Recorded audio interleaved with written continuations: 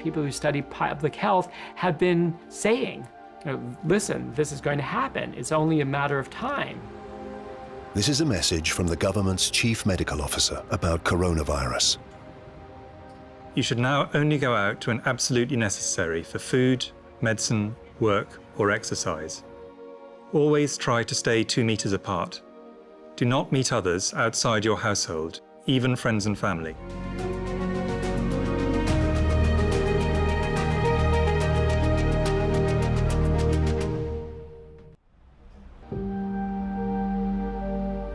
I think this disease is remarkably infectious, even compared to influenza, the flu.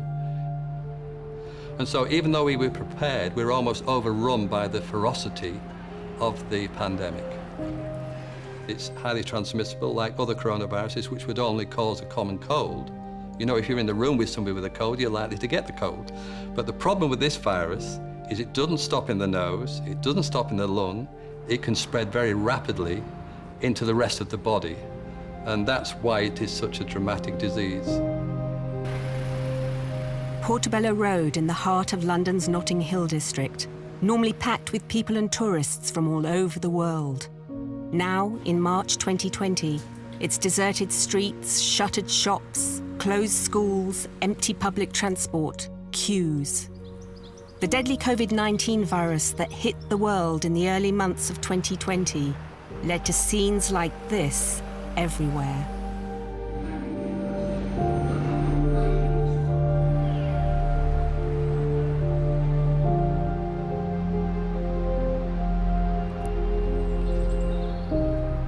We all breathe, and it's very difficult to completely isolate the breaths of one person from another, so that it is likely the respiratory diseases the respiratory viruses that are going to be the real problem in terms of epidemics and pandemics, for now and in the future.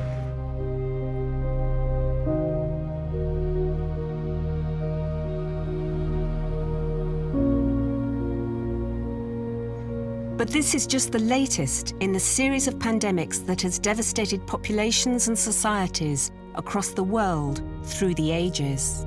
When I was a child, in the 50s, there were many diseases around. I got hepatitis, there was polio around, and you would see people who were crippled. And we were aware all the time of the dangers of infection, and the doctor would come to your home and treat you for that. But what's happened since then, we brought in antibiotics and we brought in vaccines, and gradually we've driven many of the infectious diseases, not necessarily out of the richer countries, but into hidden healthcare components of the richer countries, often into hospitals away from the community. This hasn't happened in many parts of the world, for example, on the African continent, where they're dealing with diseases like this on a daily basis. Each disease is slightly different from every other disease, and the problem with this COVID-19 virus is that we can't quite predict how this is going to turn out. We cannot predict at the moment how long immunity will last, whether it will be solid immunity, whether everyone becomes immune, whether you become more immune if you've had a more severe illness and have less immunity if you've shrugged it off quickly. We just don't know. These are still questions that are up in the air. Diseases and viruses such as smallpox, bubonic plague, tuberculosis and influenza are some of the most brutal killers in human history. Outbreaks of these diseases across international borders are defined as pandemics. How did they change the world in the past? Why do they still happen? And how will they change the world again? This will be a continuing battle. I think we thought we were winning the battle after around 1950s, and this is a reminder, the COVID-19 outbreak, that it is a continuing battle and it will continue on into the future. Through the ages, men have searched and found cures for new diseases, and they are doing so again. The idea that vaccines or drugs are silver bullets is rather naive, or it certainly you need to be far more nuanced in your thinking there. These are extremely valuable weapons in our armoury against infectious diseases, but they suffer from two problems. Sometimes when we want them to work, they don't work, and sometimes they cause problems in addition to the problem they're trying to solve. And that's true of drugs and it's true of vaccines. Humans have always caught diseases from animals. In fact, most new infections and diseases come from wildlife. It really goes back to the time when humans first became urbanized and formed clusters themselves, where they moved from being hunter-gatherers, if you like, into more organized society. That's probably when the first mini-pandemics occurred. The history of human civilization has been increasing contact with animals, starting with agriculture, where we had domestication of animals. We had also things like grain stocks and such, which brought in other non-domesticated animals like mice and rats and other rodents. We've had expansion into wilderness areas with agriculture, with need for housing, need for lumber, need for other raw materials, which brought us in contact with animals. So there's been these tendencies to have increasing contact with animals that we have not had contact with before. But environmental changes are speeding up this process, while the explosion of city living and international travel means that when these diseases emerge, they can spread more quickly. Most animals carry a range of pathogens, bacteria, and viruses, which can cause disease. A pathogen is an organism that causes disease. The pathogen's evolutionary survival depends on infecting new hosts, and jumping to others is one way to do this. The new host's immune system tries to kill off the new pathogen, meaning that the two are locked eternally in an evolutionary game of trying to find new ways to vanquish each other. We encounter new pathogens all the time. The vast majority of the pathogens we encounter are either not very successful at infecting humans or transmitting between humans, or are dealt with very easily by our immune system. Now, there's some very small fraction that's able to infect humans directly from animals, something like bird flu. A very small fraction of those are able to actually transfer from one human to another, such as MERS, and an even smaller fraction of those are able to jump from one human to another human with enough transmission that it could actually cause an outbreak. Wild animals often harbor viruses. Bats, for instance, can carry hundreds of them. And viruses jumping from species to species can ultimately infect people. With human urbanization, a vicious cycle develops. More people bring more deforestation. Human expansion and loss of habitat ultimately kills off predators, including those who feed off rodents. With the predators gone, or at least their numbers sharply diminished, the rodent population explodes. And as studies in Africa show, so does the risk of zoonotic disease. The situation is only likely to get worse, as it has been for centuries. A major proportion of East Asia's population still lives in rural areas. Urbanization is expected to continue for decades. Tropical regions rich in biodiversity already hold a large pool of pathogens, greatly increasing the chance that a novel pathogen will emerge.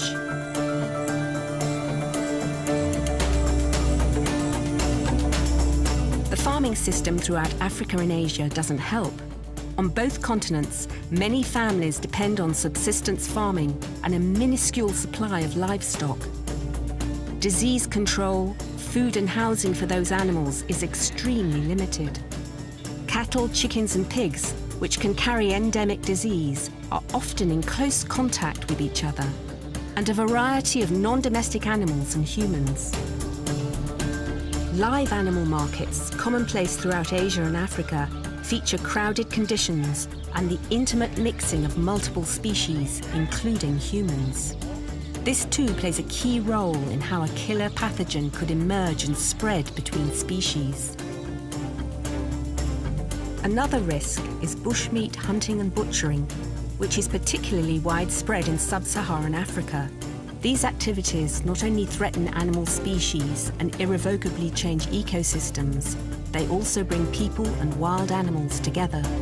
Bushmeat hunting is a clear and primary path for zoonotic disease transmission. With bushmeat, what you're doing is you're going out and you're trapping or catching wild animals, which might bite, which might scratch. And then you're butchering them, which puts you in direct contact with a lot of their bodily fluids. And so it's very easy for pathogens to jump from these wild animals to humans through the mechanism of bushmeat. An alternative to bushmeat is factory farming, high-density farming, but then that causes the conditions that are ripe for pathogens jumping from a wild population into a domestic population, like domestic poultry, in a way that allows the pathogen to jump into a human population. So is traditional Chinese medicine, which purports to provide remedies for a host of conditions like arthritis, epilepsy, and erectile dysfunction. Although no scientific evidence exists to support most of these claims, Asia is an enormous consumer of traditional Chinese medicine products. Tigers, bears, rhinos, pangolins, and other animal species are poached so their body parts can be mixed into these questionable medications. This too is a major contributor to increasing animal-human interactions. Demand is likely to go up as online marketing soars along with Asia's relentless economic growth. These trends have become very well established in the last 100 years, but plagues and pandemics have been around for as long as man himself. The ones that really affect or influence history are the ones that have these large demographic impacts. If 30% or half the population is killed, that withdraws an awful lot of people from the labor force. It disrupts social and political institutions in ways that make it very hard for them to recover.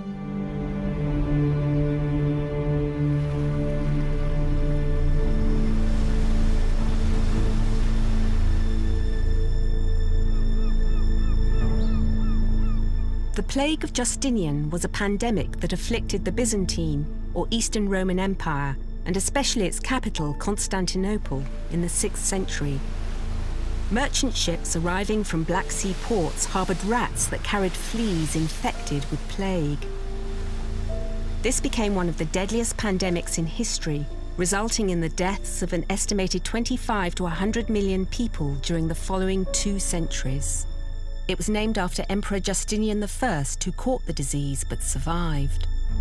The outbreak began in 542, but then there were recurrent episodes of plague over the next 10, 12 years or so.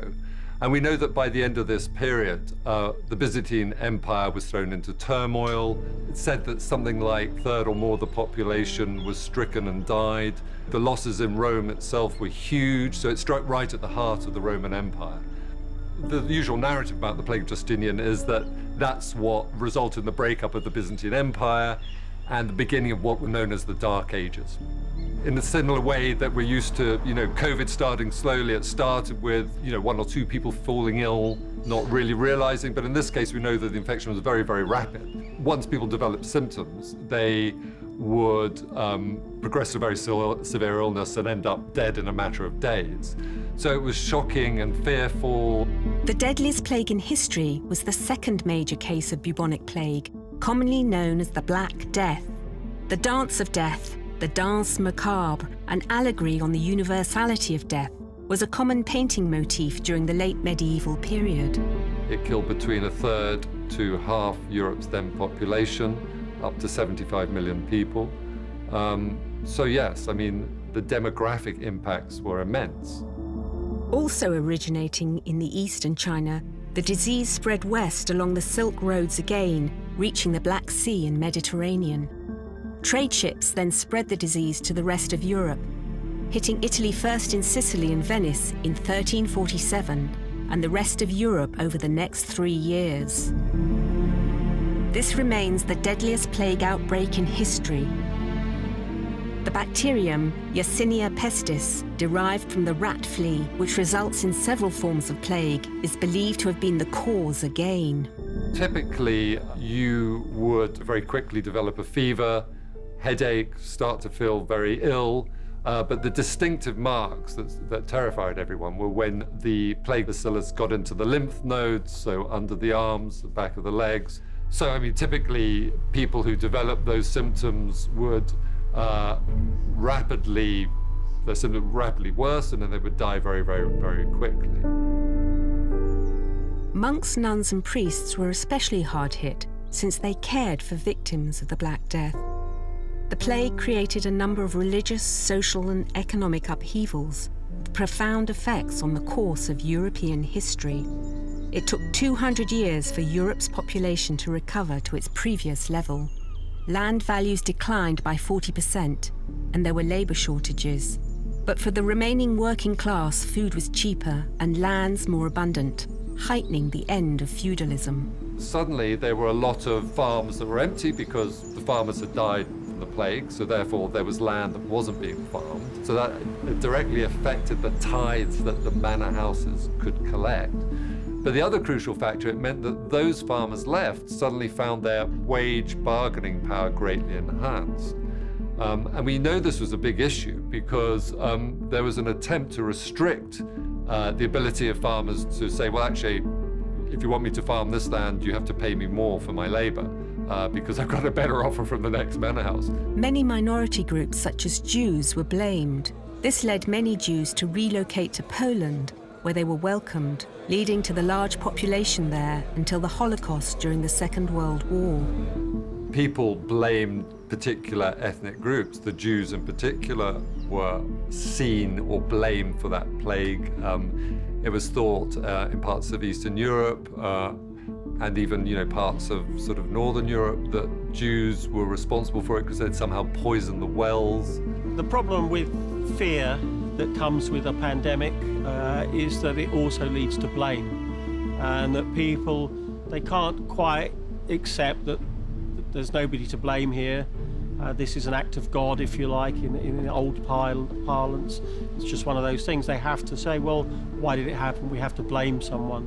Xenophobia, you have had protectionism, you have had this sense of we need to protect ourselves from those people who have this disease with all of those consequences. Very similar to modern conspiracy theories, the poor thought that this was a plot by the state and the medical profession to reduce their population. Now we have people thinking that it's 5G mobile networks that is responsible for the COVID-19 pandemic.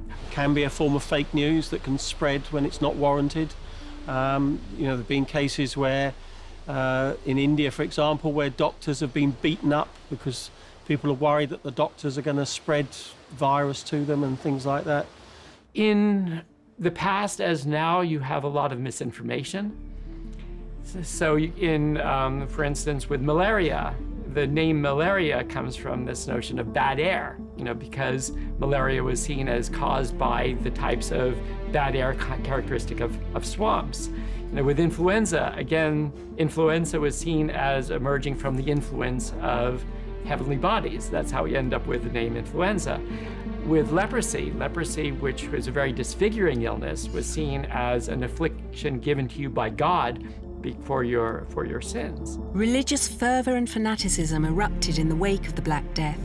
Gypsies, lepers, and others with skin diseases such as acne were killed throughout Europe. The Black Death saw the introduction of quarantine in an effort to protect coastal cities from plague epidemics. Cautious port authorities required ships arriving in Venice from infected ports to sit at anchor for 40 days before landing. The word quarantine comes from the Italian 40 giorni, or 40 days.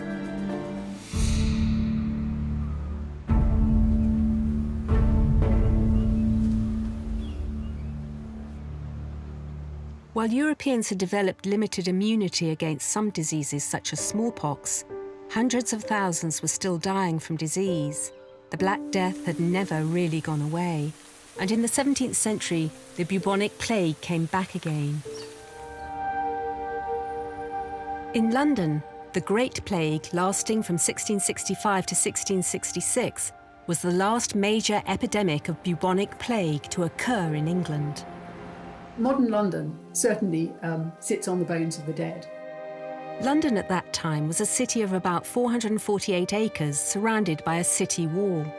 Well, London in 1665 is a very large city by early modern standards. It's the largest or the second largest in Western Europe.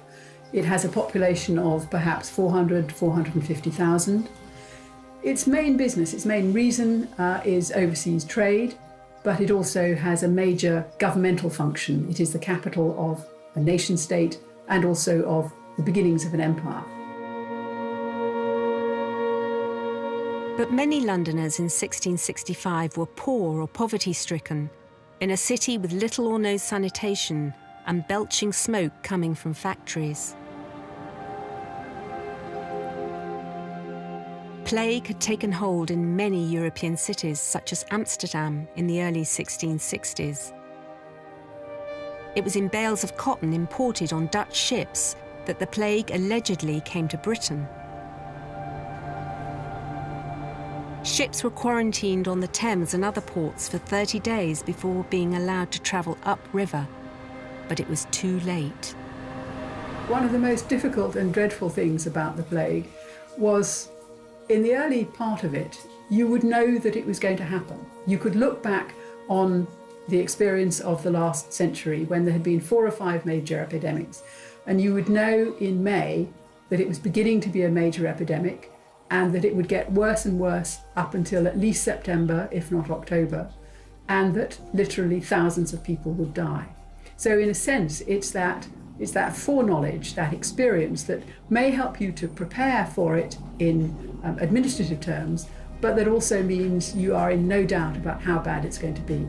The Great Plague killed an estimated 100,000 people, almost a quarter of London's population, in just 18 months.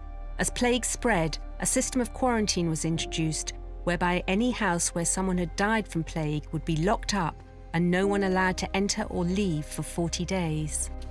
As soon as somebody in a household is perceived to have plague or dies of plague, then quarantine is imposed on that household. The household is meant to be locked up with a warder at the door, with a mark on the door, so that the people can't go out. Another kind of quarantine is to take sick people to the pest house, which is not so much a hospital for curing people, but a place where sick people can be taken so they will not infect any other people. So that's part of the overall quarantine, moving the plague sick out of the city itself. Samuel Pepys provided a contemporary account of the plague in his diary, writing, "How empty the streets are, and how melancholy. So many poor sick people in the streets full of sores." One eyewitness said that London became so quiet that everyday life was like Sunday and grass started to grow in the streets. Pepys wrote in his diary that the plague is making us cruel as dogs to one another. Daniel Defoe, in his Journal of the Plague Year 60 years later, wrote, "Nothing was to be seen but wagons and carts, with goods, women, servants, children, coaches filled with people of the better sort, and horsemen attending them, and all hurrying away." Londoners knew about plague because it had been around in London for centuries, but they knew enough to be very afraid of it. If you possibly could, you would get out of London. That's the best advice. But of course, many hundreds of thousands of people can't do that. They have to stay because they're too poor to move, because they need the work, or because they haven't got anywhere to go. So for those who stay in London, anxiety about infection is very strong indeed. The rich ran away, including King Charles II of England, his family and his court, who left the city for Salisbury, moving on to Oxford. Once the plague was over, the population of London recovered surprisingly quickly. People returned to the capital, and new people came to take over jobs left vacant by those who had died. There was a sudden rise in the number of marriages and births. The 19th century would become an age of great advancement in the fight against disease. 19th century, what you had was the beginning of what I would call globalization. You know, you had the rise of steamships, you had development of railroads, and it was in the 19th century that you first started to have worldwide pandemics. You know, cholera had existed for a long time in India and had been pretty much confined to India. All of a sudden, you have it transmitted all around the world, so that every continent that's inhabited comes in contact with cholera. It was an English physician, John Snow, who became known as the father of epidemiology. Here in Broadwick Street in the heart of London's Soho stands a pub in his name, on the spot where Snow discovered that a contaminated water pump was the cause of a cholera outbreak that had killed 500. But Europe was soon to witness one of the greatest breakthroughs in disease medicine. Louis Pasteur, known as the father of microbiology, is credited with the discovery of the germ theory of disease. Pasteur's work involved magnification of pathogens or germs and the identification of antibodies that could attack them, leading to the discovery of vaccines for diseases such as rabies and anthrax. We actually understood for the first time what infection was, that it was caused by germs that are transmitted from one individual to another or are caught from environmental sources, and that this is what's causing these diseases. And it's very hard to unthink that, to try and think, well, what was it like to not know that there were such things as viruses and bacteria, and that washing your hands was important. It's a tremendous leap forward in human understanding that has cascaded throughout the world. And in every part of the world, people understand that now. That's a triumph. It caused a sensation at the time, you can imagine. Members of the royal family, wealthy people flocked to Paris to be treated by Pasteur. And Pasteur was an incredible experimental scientist as well. He was also a chemist. And so he was able to drive home through scientific evidence. It was actually quite controversial. The vaccination wasn't immediately popular. Only decades after Pasteur's discoveries, Europe was plunged into World War I. Although a vaccine had been discovered for typhoid, which saved many troops' lives, the war became a trigger for the next global pandemic.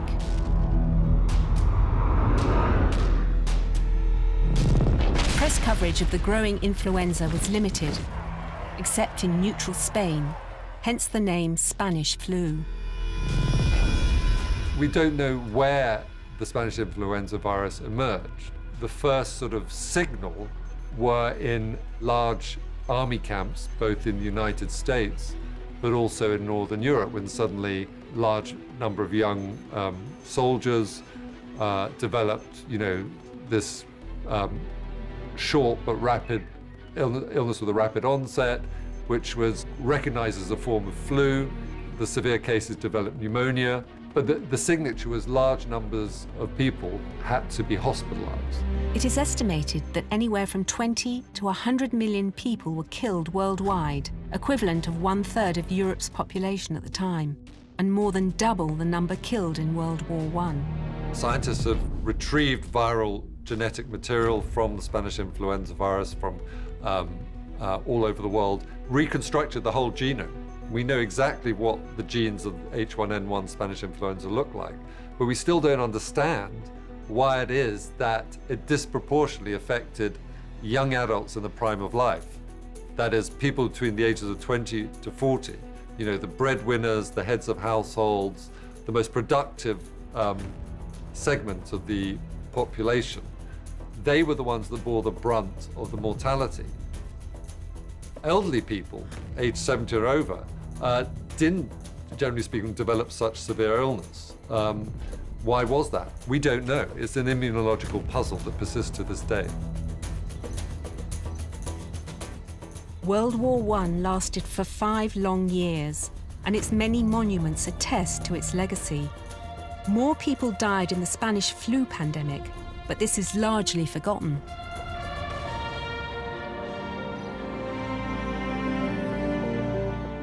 The virus also mutated, resulting in a more virulent strain, leading to an even more lethal second wave.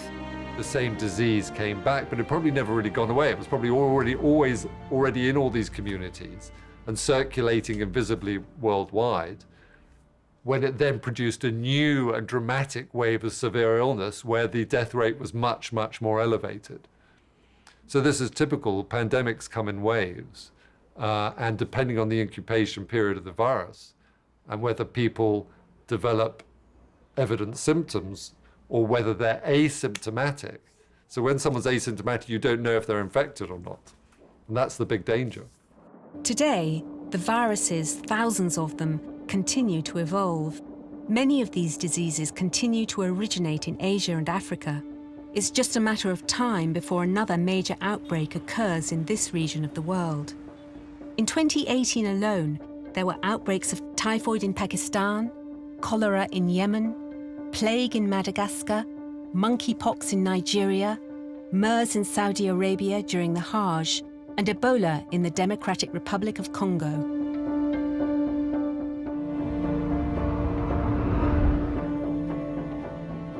The outbreaks of the AIDS virus in the early 1980s were perceived as a Western disease afflicting the gay community, but its origins were in Africa, where it devastated the population. Treatment centres like this one in Mozambique were still active 20 years later.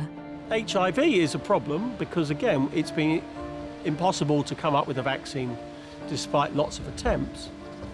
But the good news with HIV is that we have come up with antiretroviral drugs quite quickly after the virus was discovered. We came up with drugs that worked, and quite quickly after that we came up with highly effective antiretroviral treatment that meant that you basically could treat HIV in the same way as you could treat diabetes. Okay, you couldn't cure a person of it, but just like someone with diabetes, if they take insulin, they can live a normal life. Patients with HIV infection can live a normal life if they take their therapy.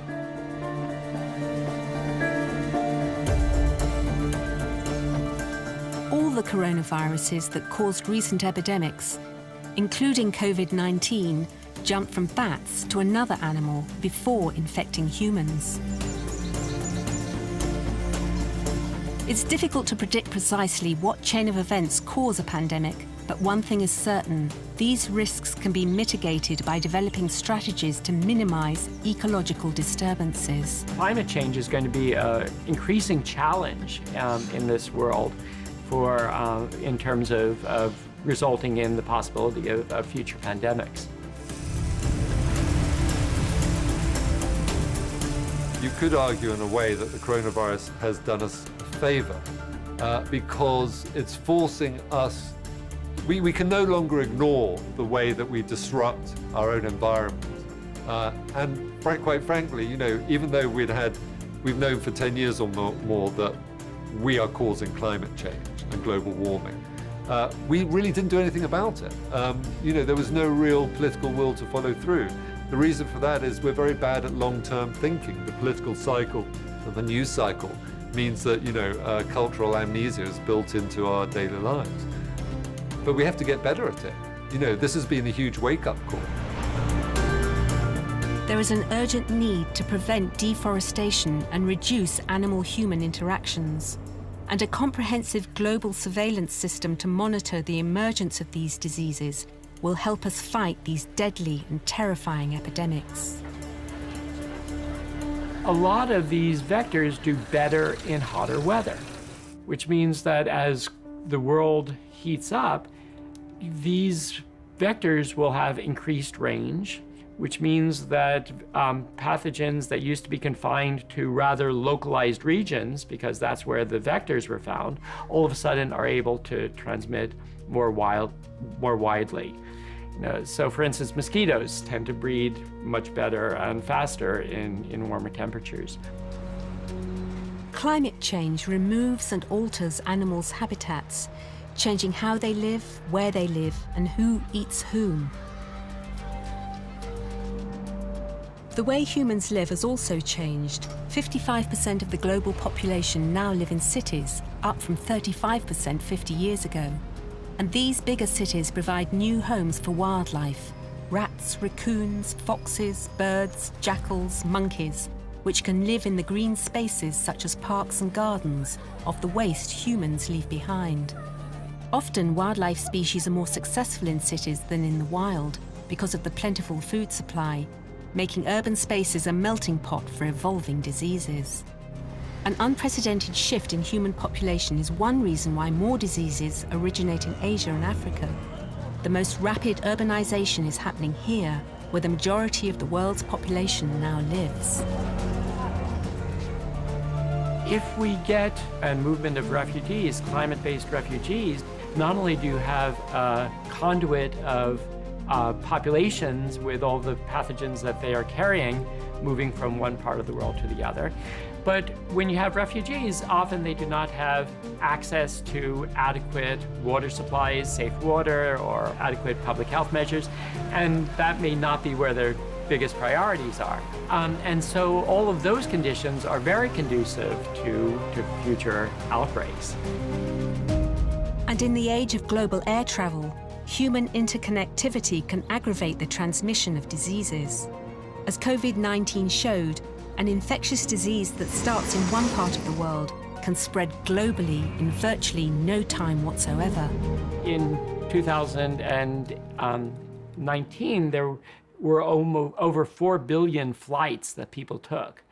So when you have people flying quickly long distances, many people flying quickly over long distances, that serves to connect the world. People travel fast relative to the recovery time of the pathogen. So it means that someone can be infected at the beginning of their journey and still be infected at the end of their journey with very little change in health conditions. So that's new.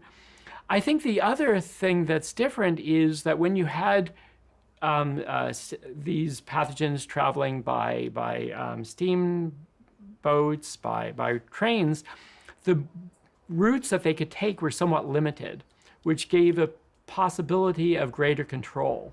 That you could establish quarantines, you could establish public health measures to restrict the flow of these pathogens in controlled ways. Now there are so many routes from one country to another, so many ways that things can progress from one country to another, or one region to another, that it's much harder to control in the same ways. But of course, we do need to keep the economy moving. We still need to keep foodstuffs, flying between countries. So, there's a balance there. But these were not problems people had in 1918, when we had much shorter supply chains. In Europe, at least, in Britain and France, the belligerent nations were all on a wartime footing. So they depended on their own resources for their food supplies. We live in a different world, and that presents pathogen like COVID with new opportunities. The COVID-19 pandemic in early 2020 turned airports around the world into giant ghost towns. As aircraft worth billions remained parked on runways, massive testing centres for remaining key workers were established on airport perimeters. While the economic impact of this latest pandemic will be felt for many years. Exposed to an infected person, you must self-isolate for 14 days. Play your part and do the right thing so we can safely In the meantime, return to colossal normal efforts are life. being made to understand, contain, and find cures to infectious diseases. At Cambridge University, this deep containment facility has been built to do just this. Run by Professor Gordon Dugan, it is a state-of-the-art facility. Outside of the facility, there's a cage. That cage is what we call an anti-terrorism, anti-threat cage that prevents people getting into this facility who we don't want in the facility. We have COVID-19, the SARS-2 virus growing here. We have the HIV virus capability in this facility. And on the bacterial side, we have the ability to grow the typhoid organism, the organism that causes typhoid, which is actually a bacteria, and we have a room for that. The latest pandemic, like others before, has had massive lifestyle implications. So I'm an infectious disease expert, and when I travel into areas where I know diseases, I'm very careful about the way I manage myself in that environment. Social distancing, natural. Handling and touching objects, natural. I think that will become much more as a natural instinct. I think it is a natural instinct that we've lost, and I think that will become more instinctive in people. They'll ask the question, am I likely to be infected by this kind of interaction? And sometimes it will become natural.